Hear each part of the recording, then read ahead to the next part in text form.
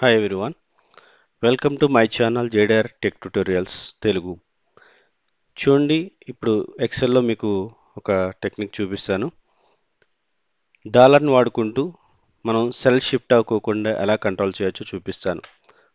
Cell shift అవ్వడం అంటే ఏంటో చూపిస్తాను ఫస్ట్. ఆ తర్వాత అది ఎలా కంట్రోల్ చేయాలో కూడా చూపిస్తాను. చూడండి, ఇప్పుడు ఈ బేసిక్ శాలరీ ఉంది. ఈ బేసిక్ శాలరీని టీఏడిఏ హెచ్ఆర్ఏ పర్సంటేజ్తో క్యాలిక్యులేట్ చేయాలి.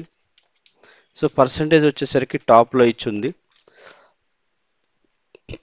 ఈ టాప్లో ఇచ్చిన దాన్ని మనం అక్కడే ఉంచి వీటిని వీటితో మల్టిప్లై చేస్తే ఆటోమేటిక్గా మనకి వాల్యూస్ వస్తాయి. సో అది చేస్తానికి చూద్దాం. Salary into 10%. సో దీన్ని కాపీ చేసి పేస్ట్ చేసేద్దాం. చేస్తే కనుక మీకు ఇలా ఎర్రర్ వచ్చింది. ఎందుకు వచ్చిందో ఒకసారి F2 ప్రెస్ చేసి చూడండి.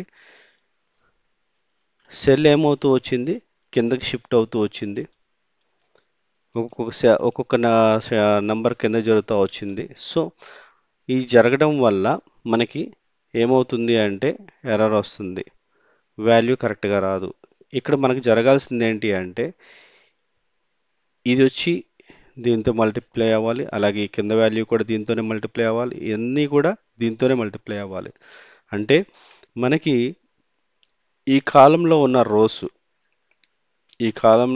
అంటే సి కాలంలో ఉన్న రోసు షిఫ్ట్ అవుతూ రావాలి. కానీ ఈ డి కాలంలో ఉన్న రో ఏదైతే ఉందో, డి కాలంలో రో ఏది, ఒకటో నెంబర్ రో ఇది.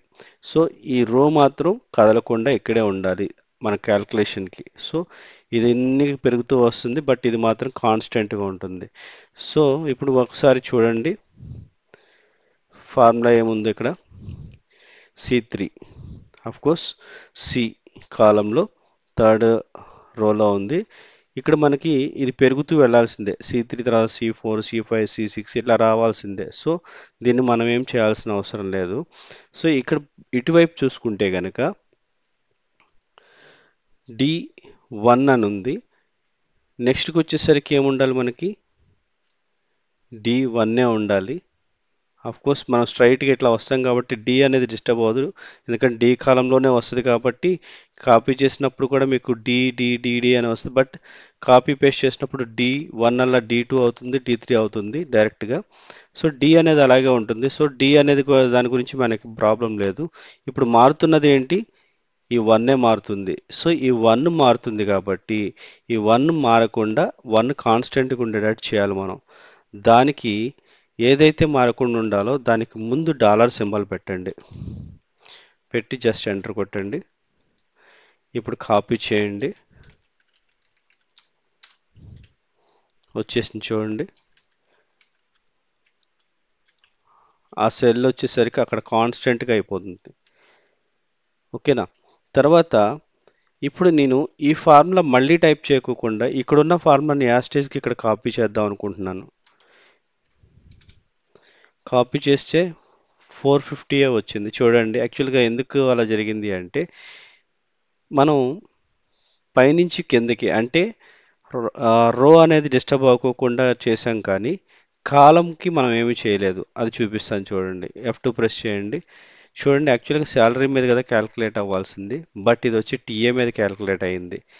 సో దీన్ని ఏం చేయాలి మనం, ఇది కూడా దీని మీద ఇక్కడే ఉండిపోవాలి. ఓకేనా. ఇది ఏదైతే ఉందో సి కాలంలోనే ఉండాలి, బట్ మనం రైట్ సైడ్కి జరిపేసరికి ఏమైంది, అది ఆటోమేటిక్గా డి కింద మారిపోయింది, అంటే ఒక సెల్ పక్కకు షిఫ్ట్ అయింది. సో సెల్ షిఫ్ట్ అవ్వకుండా ఉండాలి అంటే ఏం చేయాలి, సేమ్ ప్రాసెస్ మళ్ళీ ఇక్కడికి రండి ఒకసారి.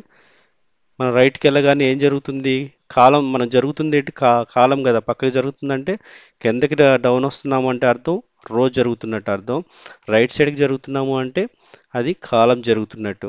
సో ఇప్పుడు మనం రైట్ సైడ్కి జరగాలి కదా, రైట్ సైడ్కి జరుగుతున్నప్పుడు సిలో డి సి అలా డి అయిపోతుంది. కోర్స్ ఇక్కడ సి ఉంది కదా, చూడండి ఫార్ములా ఏముంది, సి ఉంది. సిఎల్ ఇటు వచ్చేసరికి ఏమవుతుంది, డీకి షిఫ్ట్ అవుతుంది. సో అది షిఫ్ట్ అవ్వకూడదు, అంటే ఈ సి అనేది కాన్స్టెంట్గా ఉండాలి మనకి. అర్థమైందా. సో ఈ సి జరగకోకుండా డాలర్ సింబల్ పెట్టాను నేను. ఓకే, ఈ ఫార్ములాని యాస్టేజ్గా నేను మళ్ళీ అన్నిటికీ డ్రాగ్ చేస్తున్నాను. చూడండి, అఫ్ కోర్స్ మీరు ఇట్లాగా కాపీ పేస్ట్ చేయొచ్చు లేదా డ్రాగ్ చేసినా వస్తుంది. చూడండి, ఇప్పుడు 450 వచ్చి 4500 వచ్చింది కదా. సో సెల్ షిఫ్ట్ అవ్వలేదు, అలాగే ఉండిపోయింది. సో ఇప్పుడు దీన్ని పైనుంచి కిందకి డ్రాగ్ చేసినా షిఫ్ట్ అవ్వదు. అట్లాగే ఇదిగోండి.